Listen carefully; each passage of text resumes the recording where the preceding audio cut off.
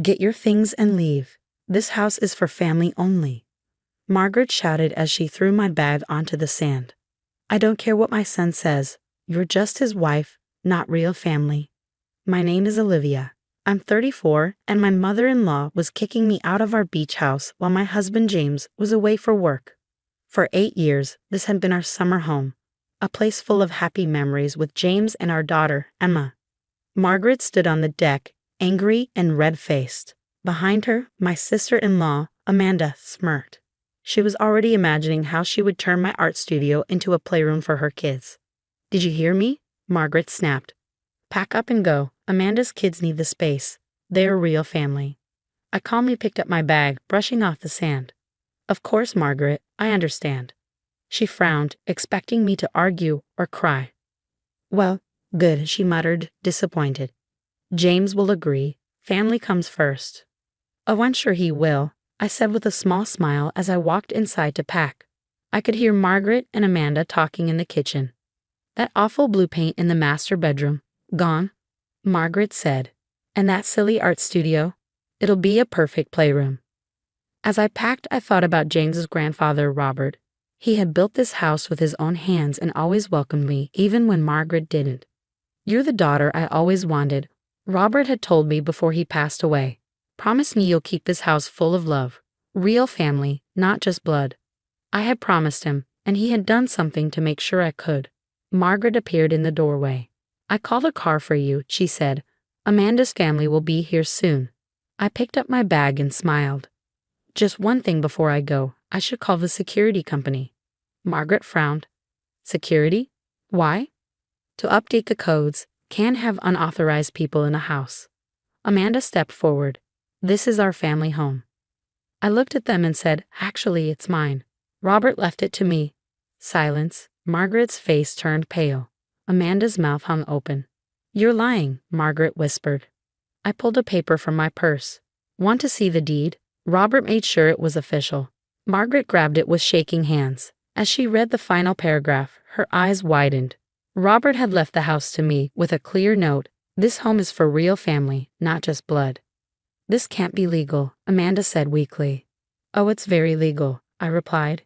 In fact, since you care so much about unauthorized people, I should ask you both to leave. I'll be changing the locks. Margaret gasped. You can't do this. We've spent 40 summers here. I smiled. Actually, I can. But unlike you, I believe family is about love, not just blood. So here's the deal. You both apologize sincerely. Then we'll sit down and make a fair schedule for using the house. One that includes everyone. I walked toward the door, then turned back. Oh, and Margaret? That awful blue paint in the master bedroom. It's staying. Robert picked it himself. The aftermath of my revelation rippled through the family like a tidal wave. Margaret and Amanda left that evening, slamming doors and making dire threats about lawyers and family betrayal. I spent that night alone in the beach house, sitting on the deck where Robert and I used to share our morning coffee, remembering his words about standing my ground. James called the next morning, his voice tight with concern. Mom called me in hysterics. Something about you kicking them out of the beach house? I took a deep breath, watching the waves roll in. Your mother tried to throw me out first, claiming the house was for blood relatives only. I simply showed her the deed Robert left me. There was a long pause. Grandpa Rob left you the house? His tone was surprise, but not angry. When? Last year, before he passed. He wanted to make sure it stayed a place for the whole family, not just the ones your mother approves of. I explained everything. Margaret's ambush, Amanda's smug plans for my art studio, their attempts to erase every trace of my presence in the house. James let out a slow breath. I'm sorry, Liv. I should have seen this coming. Mom's always been difficult with you. Difficult is putting it mildly, I said, thinking of 8 years of subtle jabs and not-so-subtle exclusions. But I'm not going to stoop to her level. The house stays open to everyone, as long as they can behave like actual family. I'm coming home, he decided. This needs to be handled in person. While waiting for James to arrive, I received a barrage of texts from extended family members. Some, like James's cousin Michael, were supportive. About time someone stood up to Aunt Margaret. Others, clearly influenced by Margaret's version of events, were less kind. I spent the day going through old photos Robert had kept in his study. There were pictures of James as a child, building sandcastles with his grandfather, photos of family barbecues and fishing trips, and newer ones, Emma's first steps on the beach, Robert teaching her to use his old telescope, my art shows in the garden. The sound of cars pulling up broke through my reminiscing. Looking out the window, I saw James's car, followed by Margaret's luxury SUV, Showtime. The family meeting that followed was exactly as tense as I'd expected. We gathered in the living room, where floor-to-ceiling windows offered a panoramic view of the ocean, a view Margaret had always claimed was wasted on my amateur paintings. "This is ridiculous," Margaret started, her voice shrill. "Robert wasn't in his right mind when he made these changes. We'll contest it." "Actually," James interrupted, "I called his lawyer this morning. Everything's ironclad. Dad witnessed the signing himself." Margaret turned to her husband, Thomas, who had been suspiciously quiet until now. "You knew about this?" Thomas shifted uncomfortably. "Rob talked to me about it. Said he wanted to make sure the house stayed what it was meant to be, a place for family to come together, not drift apart." "We are together," Amanda protested. "We're blood." "Blood isn't everything," I said quietly. "Family is about love, support, acceptance." Robert understood that. He saw how you both treated me, how you tried to exclude me, how you made Emma feel less special than Amanda's kids because she's not a peer steward. James's head snapped up. "What? Oh, you didn't know?" I turned to my husband. "Last Christmas, your mother told Emma she couldn't participate in the family gift exchange because she wasn't really a steward since I'm not from the right bloodline." The room fell silent. James looked at his mother in horror. "Tell me that's not true." Margaret's face flushed. "I was just trying to maintain family traditions." "By hurting my daughter." James's voice was dangerously quiet. "By making my wife feel unwelcome in her own family." "She's not family," Margaret burst out. "She's just some girl you married instead of Catherine Williams like we planned." Finally, the truth came out. This had never been about family traditions or bloodlines. It was about control, about Margaret's thwarted plans for her son's life. Enough. James stood up. "Mom, Amanda, you both have a choice to make. Either you accept that Olivia is my wife, Emma is my daughter, and this house belongs to all of us, or you don't visit at all. Your call." Amanda started crying, a tactic that had always worked on her brother before. But James wasn't backing down.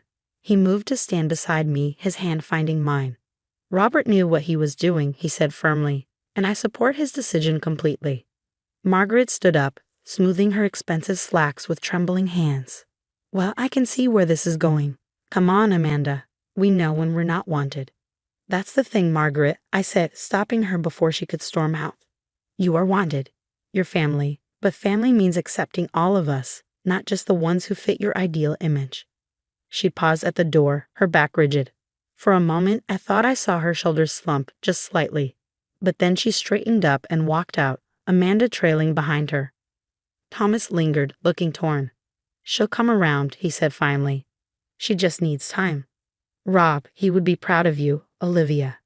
Both of you."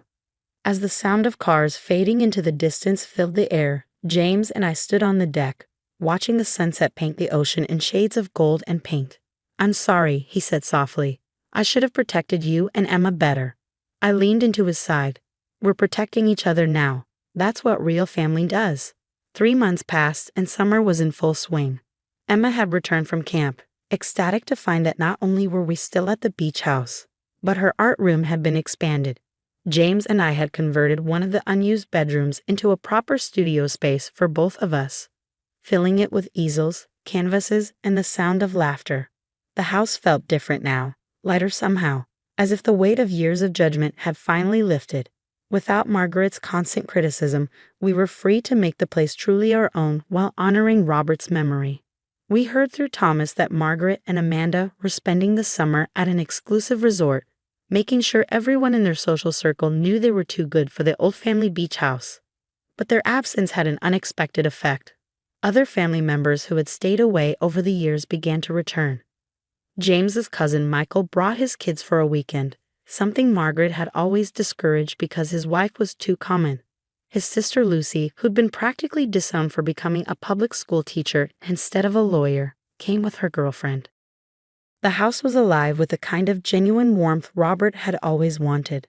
One evening, as I was setting up for our weekly family barbecue, a tradition I'd started to bring everyone together, I found Emma sitting in Robert's old study, looking at photographs.